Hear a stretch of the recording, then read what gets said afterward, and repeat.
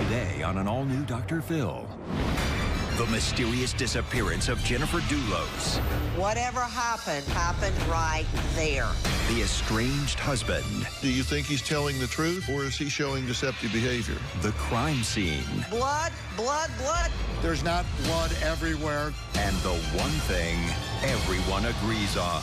It seems to be terribly incriminating. Today's going to be a changing day in your life. You've never had anybody working harder to bring you to the threshold of change than right now. Well, the mystery of missing mom, Jennifer Dulos, is fast becoming the biggest headline of the year. A beautiful mother of 5 vanishes from her sprawling Connecticut home. The eyes of the media and the law lock in on this man, Fotis Dulos, Jennifer's estranged husband with whom she was embroiled in a multi-million-dollar divorce and custody battle. And this woman, Michelle Troconis, Fotis' girlfriend, who police say was seen with him throwing plastic bags into bins around the time of Jennifer's disappearance.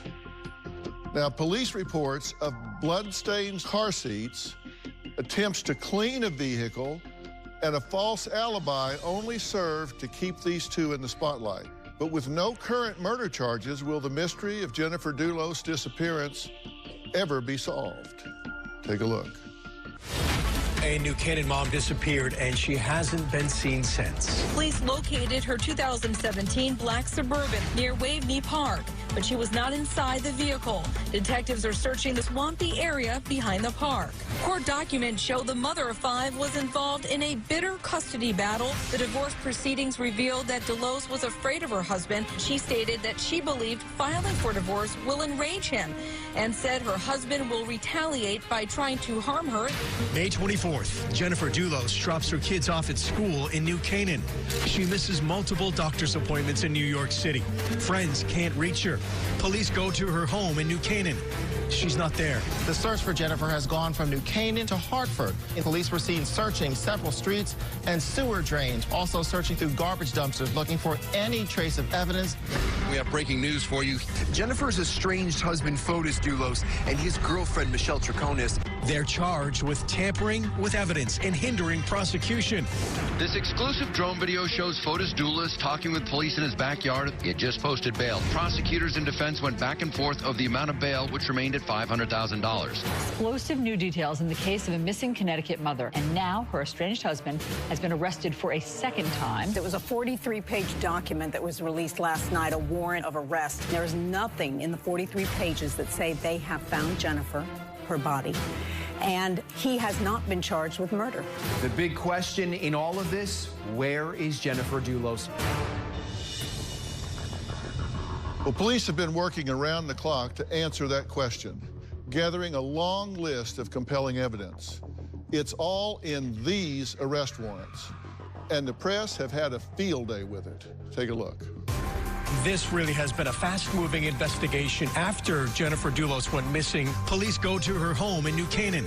They do find stains on the garage floor that tested positive for human blood. There's blood spatter, and it looks like someone had attempted to clean the scene. Fotis Dulos and his girlfriend, Michelle Troconis, are accused of dumping trash bags into dumpsters. This is one of the cameras that police say caught Fotis Dulos dumping items. Police have found a blood-stained shirt they think she was wearing the day she disappeared. Fotis Dulos and Michelle Troconis are arrested. They're charged with tampering with evidence and hindering prosecution. Both have pleaded not guilty to hindering prosecution and tampering with evidence. Prosecutors lay out their case, saying the couple dumped items like blood-stained sponges and household goods.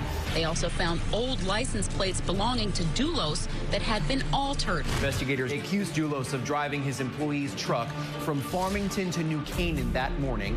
The employee who owns that truck says in the days to follow, Fotis Dulos insisted he remove seats from the truck and get rid of them. That employee did so, but kept them without Dulos knowing. The seats would later test positive for Jennifer's blood. It's an exhausting fight. I love my children, and that's about it. Well, today I'll be taking a deep dive into the story analyzing Jennifer's disappearance with some of the most eminent judicial and legal minds in America. And there are some things that have not come to the forefront here. First up, American legal commentator and TV journalist, as well as founder of Crime Online, Nancy Grace, who is joining us via satellite. Nancy, welcome. It's good to talk to you. Hi, Dr. Phil. Thank you for having me. Well, Nancy, I know you have been following this story, as have I. What do you think's going on here? Right off the bat, let me say this is no story. And if you go through that arrest warrant with a fine-tooth comb, they have worked so hard. Everybody's screaming, why isn't there a murder charge?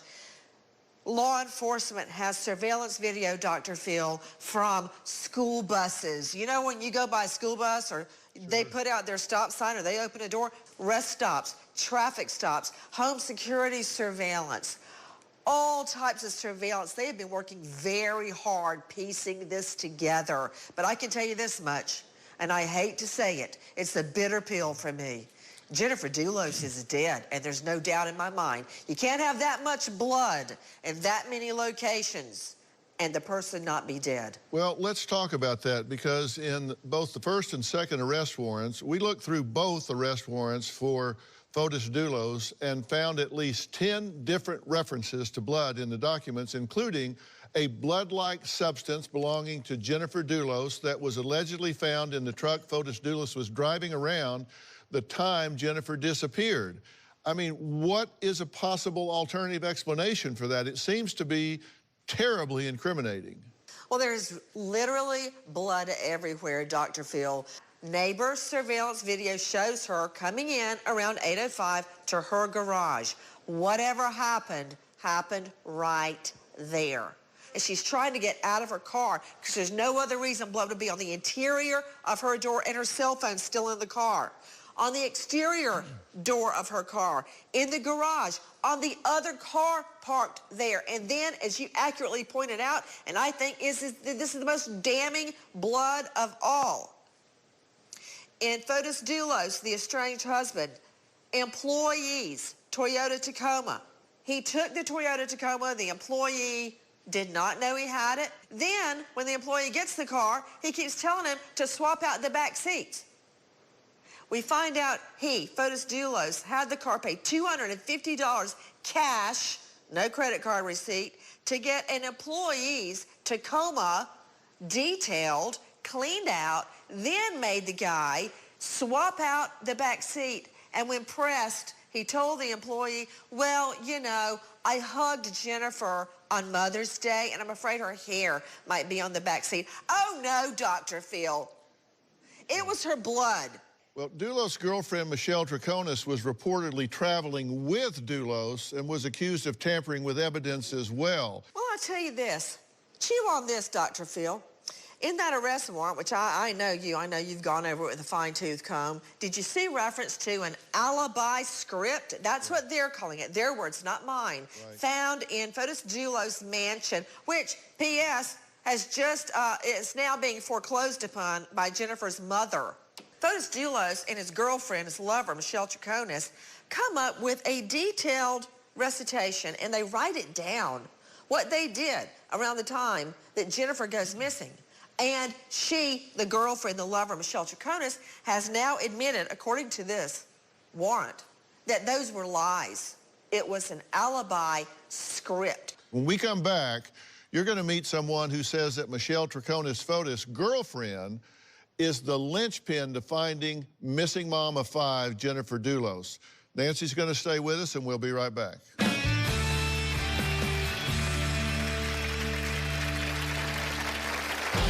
Michelle Troconis surrendered herself. Police lay out a pretty compelling case. When police asked Dulos' girlfriend why they had the truck cleaned, she allegedly answered, quote, "It's because the body of Jennifer at some point was in there."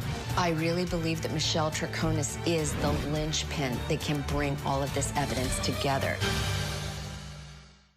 Tomorrow. I can't imagine being on vacation, then all of a sudden... Coming home a widow. You do not believe that your husband died of natural causes? I believe that somebody murdered him.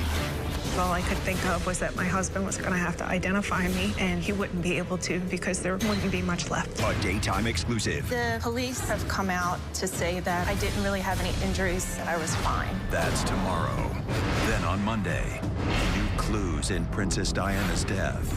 This person that was inside that tunnel, he has never spoken about Princess Diana's death until now. New Dr. Phil. That's Monday.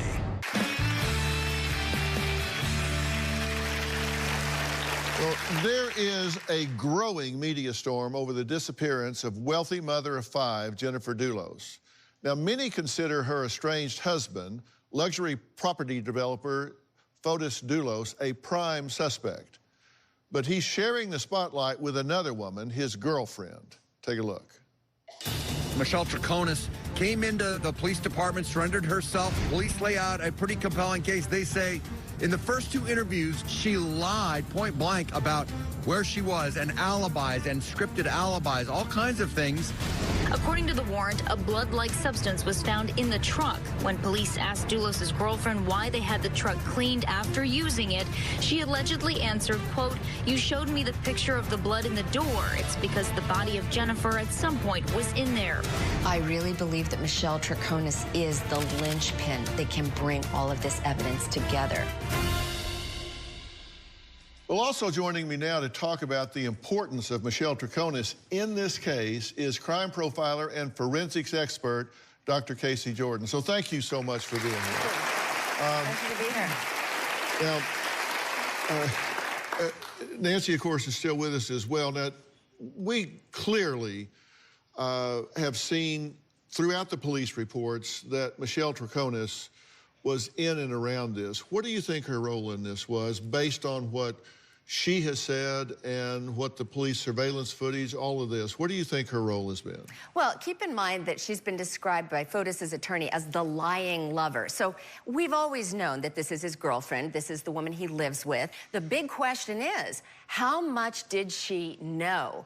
Did she just tamper with evidence, which is all that she's been charged with so far? Or was she an aider, abettor, a co-conspirator? One of the things that we've seen, certainly in the divorce papers, and heard about the relationship and the dissolution of the marriage, is that he was a very controlling sort of person.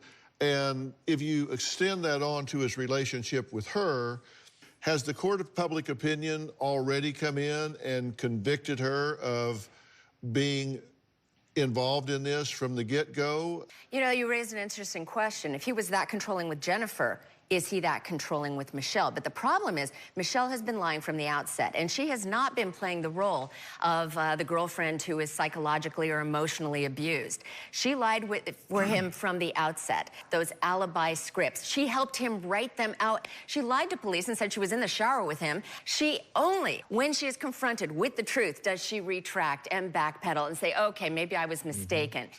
As a profiler, do you believe that he is behaving as a husband whose mother of his children has gone missing?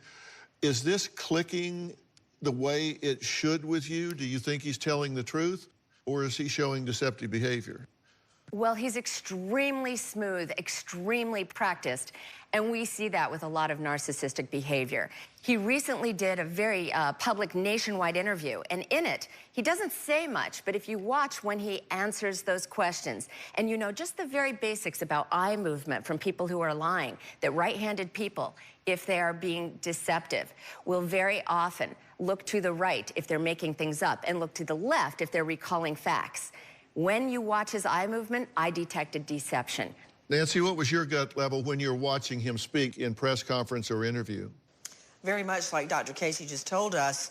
Now, I'm not relying on him blinking or looking this way or that way, but I know one thing. They were not having a sexy shower with a loofah at the time. Michelle Troconis said so. I have spent a lot of my career in deception detection. Yeah. I do look at how he says what he says. And my take of him in every interview, press conference, or whatever, is that he's very constricted, which means he's really closed up and holding it in. And his cognitive load is very high. Yeah. It's like, and what I mean by that is if I say to you, doctor, is there any reason somebody might have told me they saw you near the crime scene last night? If you weren't there, you don't have to think about it. Right. You just say no. But if you were there, you take a minute to run through in your mind, let's see,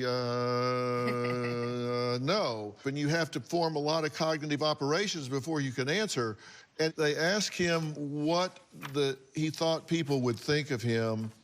And he said very specifically, I know what I have done and what I have not done. Right.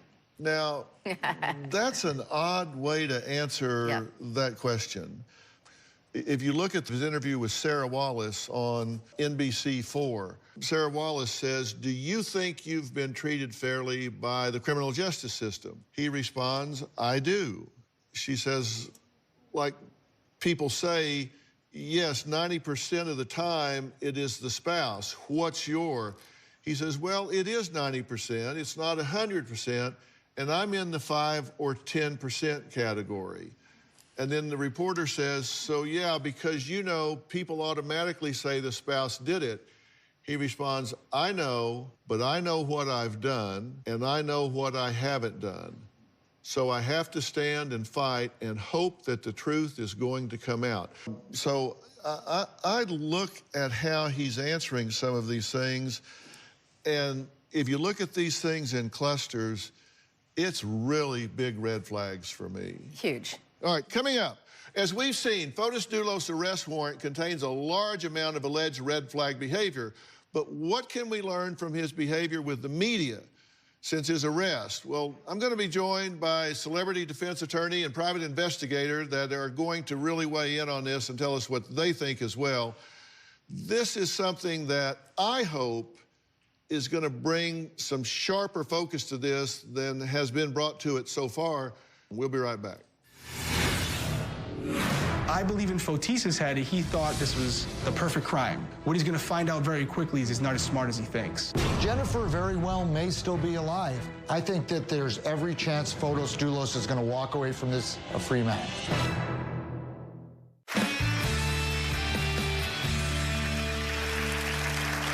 We're analyzing the mysterious disappearance of Connecticut woman Jennifer Dulos. Now, I've invited some of the leading figures in law and criminal investigation to give their expert opinion on her husband, Fotis Dulos, the man many believe is at the center of this mystery. Take a look. Based on the affidavit, I do believe Fotis was involved in Jennifer's disappearance and most likely her homicide. There is a plethora of red flags in this case. This is kind of, in a way, a detective's dream. Between 8:05 a.m. and 10:25 a.m. there was a crime and then a cleanup. The real theme behind this investigation is blood, blood, blood. You have blood found in the garage. You have blood found on the interior and exterior of her vehicle. Based on the amount of blood, it's highly unlikely that she's still alive. I believe in Fotis' head, he thought this was the perfect crime. What he's going to find out very quickly is he's not as smart as he thinks. I think that there's every chance Fotis Dulos is going to walk away from this a free man. It's a very circumstantial case. There's not enough here for a conviction. They don't have a body, so they can't conclusively say there was a murder. They can't say if it was a shooting or a stabbing. Based on everything I know in my 30 years of working cases very similar to this, I don't believe that Jennifer Dulos is alive. Everyone is considered not guilty until proven guilty. If this were Christmas morning, I'd be saying I waited all these months for this paltry gift. We've pled not guilty, and we look forward to a full day in court. So far, all we've heard is that there are minuscule amounts of blood. It's shocking, frankly, if there was a bloody body in that vehicle, that there's not a lot of blood evidence. The criminologist in me knows, based on the facts we've seen so far, this is a case that's not only prosecutable, but winnable. Jennifer very well may still be alive. And you have to say, just because there's smoke, there's no fire. Well, joining me now alongside Nancy Grace and Dr. Casey Jordan is high-profile defense attorney Steve Greenberg, whose clients include R. Kelly and private investigator and star of Investigation Discovery's Breaking Homicide, Derek Levasseur. Let's look at this from the defense side of things. There's blood in a lot of places here. Is there enough blood to reliably get something that you can take a sample from, make decisions about with scientific rigor? Well, they've gotten some blood and they've gotten some DNA. The blood in the garage doesn't concern me so much. There's not this massive amount of blood splatter. There's a little bit of blood that they found in the garage. Greenberg, that's completely wrong. It's not just a little bit of blood in the garage. And we haven't even talked about her Vineyard Vine shirt soaked in blood. Blood in 30 different receptacles. How can you not be worried Nancy, about that much blood? Nancy, thank God you're not going to be on a jury that I would have, because you're not listening to the evidence. There's not I wouldn't want to sit on a jury that There's you would not have. 30 different receptacles with garbage in it. There's not blood everywhere. The fact that someone's blood's in their own garage is not a smoking gun. The blood that's a little bit problematic here is what's found in the Tacoma, the truck that he borrows from the employee, and if that comes back is Jennifer's blood, because there's not really an explanation for that. Still, you can't say what happened, and that's always a problem for the prosecution, because jurors want to be told a story. They want to be told, this is what occurred in that garage. Steve's saying that the jury's going to want a story, right? And there's a lack of blood, as you pointed out, in the garage. Well, the story is this: it was cleaned up.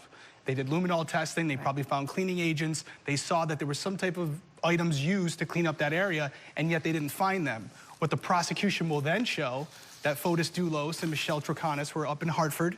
They recovered the bags that they disposed, and in those bags were the mops and towels and rags that would have been used to clean up that blood. Well, as Dr. Casey pointed out, the importance of Michelle Troconis being a linchpin, if she rolls on him, she's rolling. Then that story starts to get filled in, right? Right. If she rolls, he's got big problems. This is a statement she made in her third police interview. This section from page 36 of Michelle Troconis' third police interview on September 5th reports that when asked by police why Fotis Dulos was washing the Toyota Tacoma, he replied, and I quote, "Well, obviously, all the evidence says because you showed me the picture of the blood in the door, it's because the body of Jennifer at some point was in there." Right. See, I would argue that's not quite enough. She doesn't say that I know the body. She says, based on what you're showing me,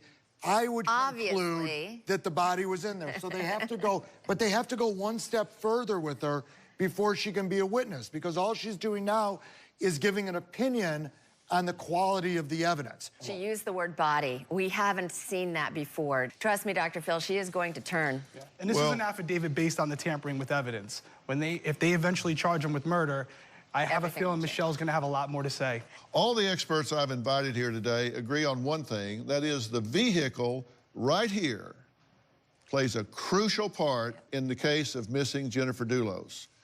We're going to discuss why that's so critical when we come back.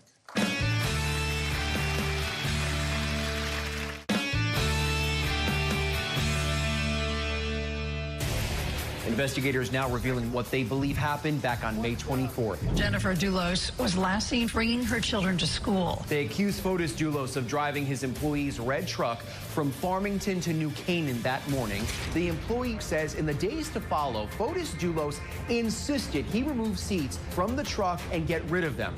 That employee did so, but kept them without Dulos knowing. The seats would later test positive for Jennifer's blood.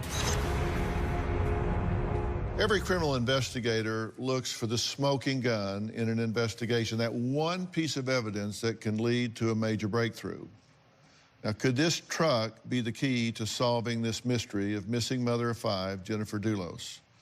Now, I'm joined by Nancy Grace, attorney Steve Greenberg, criminal profiler Dr. Casey Jordan, private detective Eric Levasseur. You know, he takes this truck that belongs to an employee. That much we know. We do know that he went and got the truck cleaned. He paid cash for it, and then he leaned on the employee to have the seats changed. I spent most of my professional career in jury science. That's a story. But what does that story tell you? Well, in isolation, it doesn't tell me everything. But when you put it together with all the other pieces, and let's take a look at what some of those pieces are.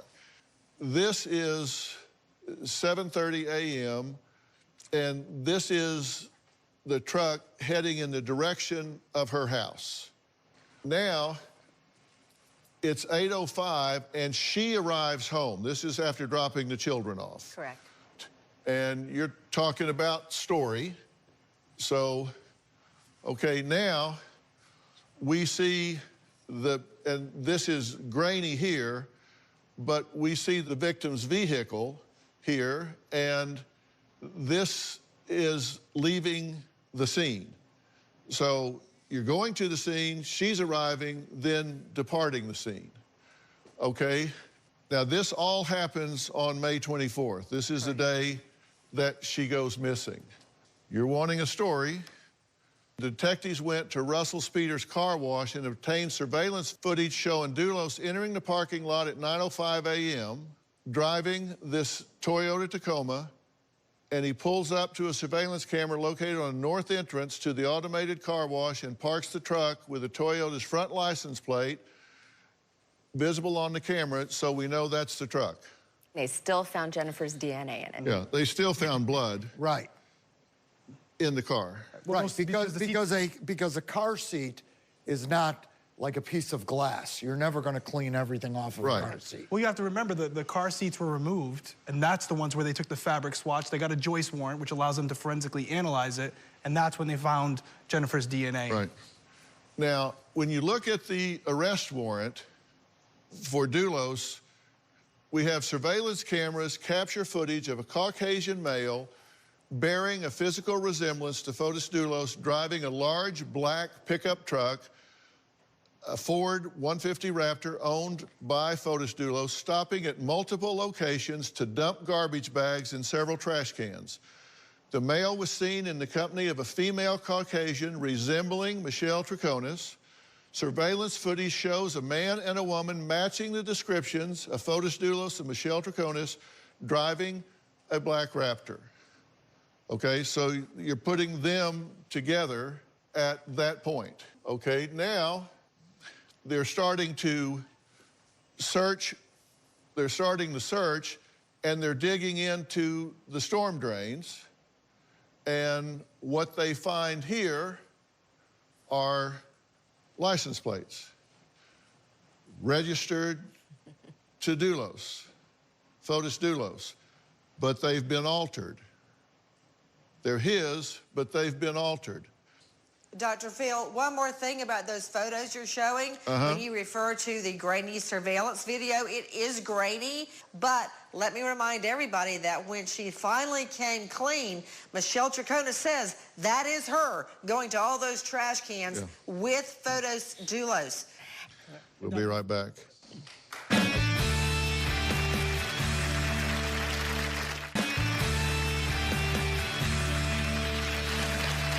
Today we're investigating the disappearance of Connecticut mother Jennifer Dulos. Now, I'm joined by a team of experts, criminal profiler Casey Jordan, defense attorney Stephen Greenberg, American legal commentator Nancy Grace, and private detective Derek Lavasser. Norm Pattis, Fotis Dulos' lawyer, is proposing a unique theory to try and explain Jennifer Dulos' disappearance, which many are calling controversial. Take a look at this. Defense attorney Norm Pattis revealed portions of a sealed psychological evaluation that was performed on all members of the Dulos family prior to Jennifer Farber Dulos' disappearance. The report will put in question the state of mind of Jennifer Farber Dulos in the weeks leading up to her disappearance, and that she had motive to set her husband up. Pattis revealed a Gone Girl theory, borrowing a plot from the movie where a woman frames her husband for her disappearance. Pattis floated yet another theory that she harmed herself in order to frame Fotis. You heard us say today in court comments that Jennifer made to Mr. Dulos that give us grave concerns for her safety and well-being. We are actively contemplating a revenge suicide hypothesis as an explanation for her disappearance. There are a lot of strange theories being put out here. What do you think about that? I think it's very disrespectful. I had to make a flow chart, Dr. Phil, about all the stories his zany lawyer has come up with since Jennifer went missing. First of all, they said that she had written a novel like Gone Girl and that she was acting that out.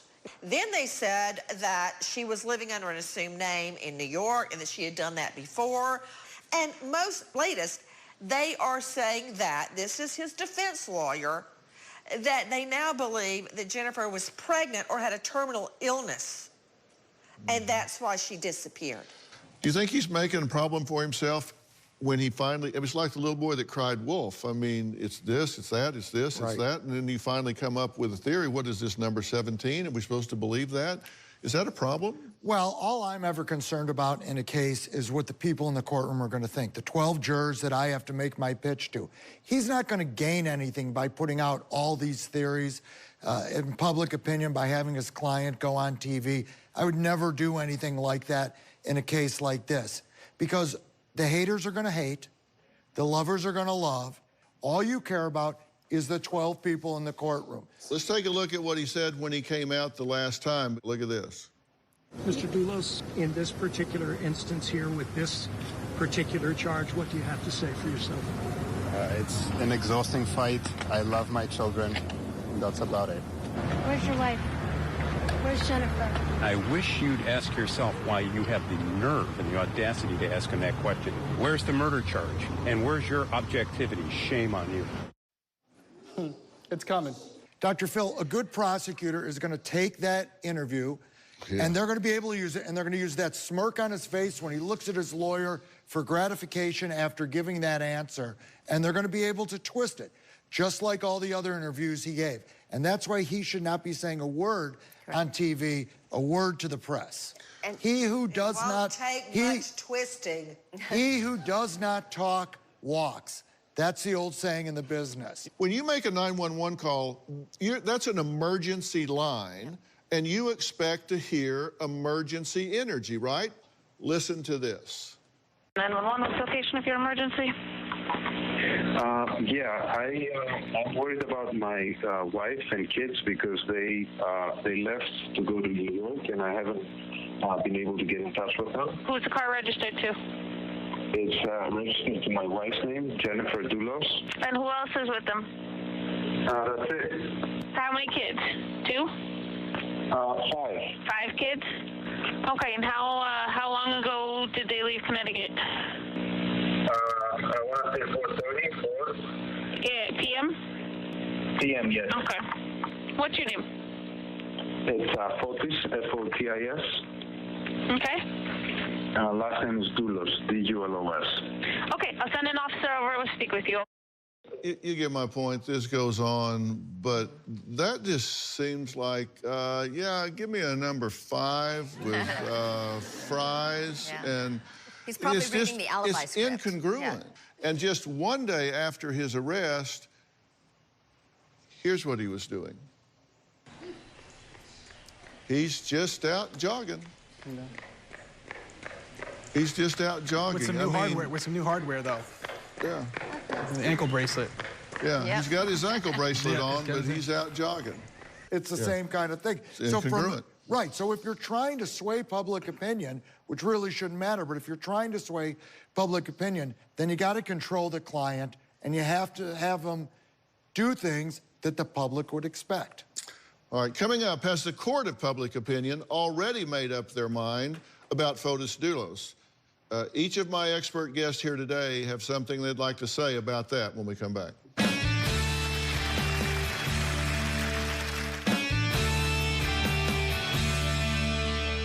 Now, I'm curious, where do you think this is going to wind up? Well, he's going to end up getting charged with murder. Eventually, I think this Michelle, the girlfriend, is going to crumble, and they're going to tell a story, which is why everything they've done to this point, to me as a defense attorney, is the wrong strategy.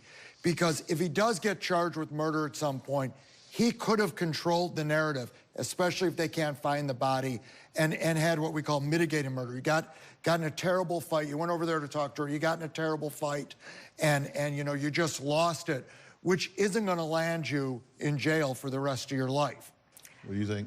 Okay, your chain is only as strong as its weakest link, and that weak link is Michelle Troconis. They have the dots, they are connecting them. She's gonna crumble, she's already crumbling like a bad cookie, seriously. And she's gonna have a come to Jesus moment the second that they arrest Fotis, and they're gonna come after her, charge her as well. She's gonna sing like a canary about every single thing she knows, and I think it's a lot more than is in the current warrant. Yeah, I think Fotis will be charged with murder at some point. I think detectives have way more than they've shared with us up to this point. That affidavit is just scratching the surface. But I would actually change direction a little bit and speak to Fotis and say, listen, at the end of the day, you know where this is heading, and you need to come clean. You need to cooperate with police, if not for yourself, for your children, because they're dealing with this every day.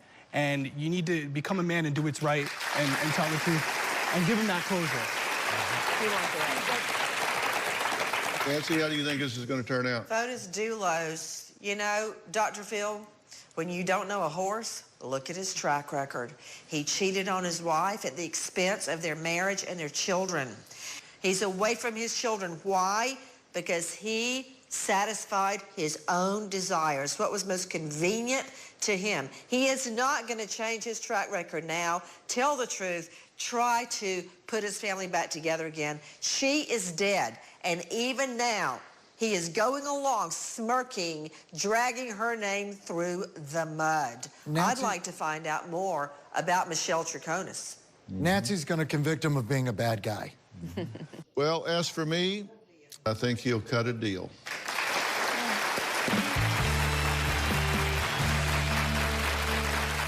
Okay, we're back, and we're kind of out of time on this, but I wanted to do this today because I want to turn a bright light on this. I want to keep a bright light on this, and hopefully something will happen. Let me be very clear about our show today. My experts and I were stating our opinions based on known facts from information that law enforcement has released into the public record and from statements made by the defendants themselves or their representatives. We are not saying that either Fotis Dulos or Michelle Troconis are guilty of murder for which they have not been charged. We are not saying they are guilty of even the matters they have been charged with, tampering with evidence and hindering a prosecution. That judgment will have to await further developments. We reached out to Jennifer Dulos' family and received a statement from Carrie Luft, a close friend and family spokesman. The entire statement is available on drphil.com, but here is an excerpt. More than 3 months have elapsed since Jennifer disappeared. We, Jennifer's family and loved ones, are living in limbo. None of this nightmare feels real.